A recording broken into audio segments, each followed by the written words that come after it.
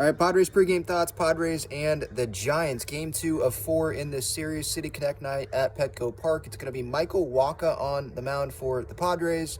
Jurickson Profar, in case you missed it, and people missed it yesterday because the Padres didn't announce anything.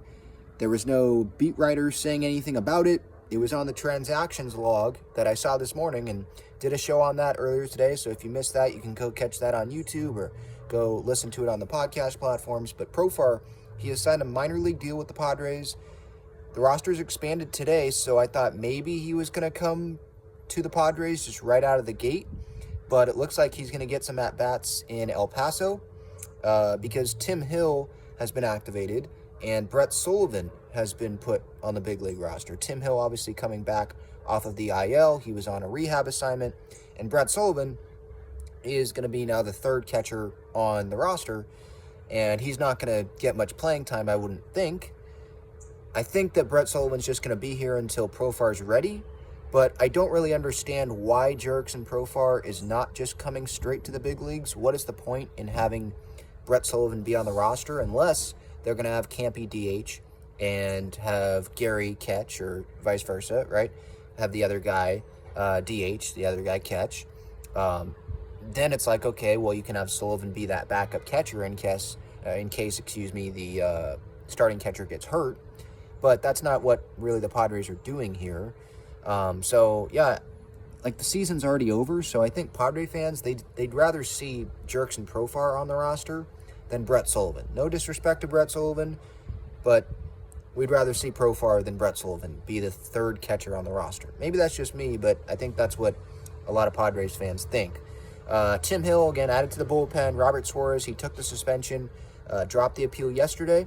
So now the Padres have 13 pitchers. They're back to 13 pitchers on the roster.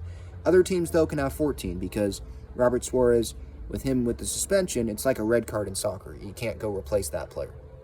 So the Padres are playing with one less pitcher than other teams like the Giants. But is that really that big of a difference? Again, like the season's over, so whatever. Lineup-wise today, so Manny, he is going to be DHing. So that's, again, it goes back to at least my thought on this. When I see Manny DHing, it's like, why continue to have Manny play? Okay, you can tell me they're mathematically not eliminated yet, Ben. Okay, I'll give you that. All right, keep playing then. And then once you're mathematically eliminated, that's the last excuse that I'll give the Padres, is that they're not mathematically out of it yet. But once they're mathematically out of it, if Manny continues to play, I think that's stupidity on the Padres' part. Right? They signed Profar. They listed him as a third baseman. Kim can play third base. You can call someone up to come play third base. If you don't want to have Kim or Profar or anyone else on the roster, go play third base. But Manny needs to be ready for next season. You can't risk a bigger injury or just continue to have him play hurt. Like, what's the point when you're out of it? Stop having him go out there and play hurt. Like, it hurts for him to swing sometimes. Why is he out there? You're out of it. And Bogarts, if he's hurt, why is he out there? You're out of it. Again, okay, if you want to say mathematically not eliminated yet, okay, but once you're eliminated officially, they got to stop playing if they're hurt. If they're seriously hurt, you got to stop playing because it just doesn't make sense. I like their competitiveness if they do want to keep playing, and I can appreciate that. But the fans want you healthy for 2024. I don't think fans will be all pissed off that, oh, Manny and Bogarts aren't playing tonight. Well, do you want them healthy for next year, or do you want them maybe not having a great offseason and not ready to go perfectly healthy for next season? You know, like, you got to start looking towards that. My Underdog Fantasy pick for today, Michael Wacha, higher on 16.5 outs. Underdog Fantasy, for some reason, thinks that Wacha can't go 5 2/3 innings, can't go 6 innings. I think he can do that against the Giants tonight, so we'll see what happens there.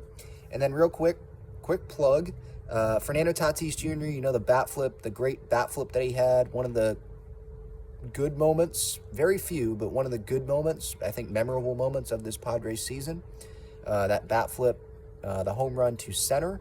Well, Breaking T, they made a shirt out of that on City Connect night, and they sent me one, and it was delivered today.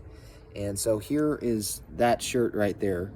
So you can go get that. You can click that link in the description, the Breaking Tea link, and go to the Padres section. I believe it's labeled Slam Diego. Go to that section there, and you'll be able to find it and get it in your size, and you can go support Fernando Tatis Jr. and the Padres at Petco Park and wear it, and you can tag Breaking Tea on social media when you do.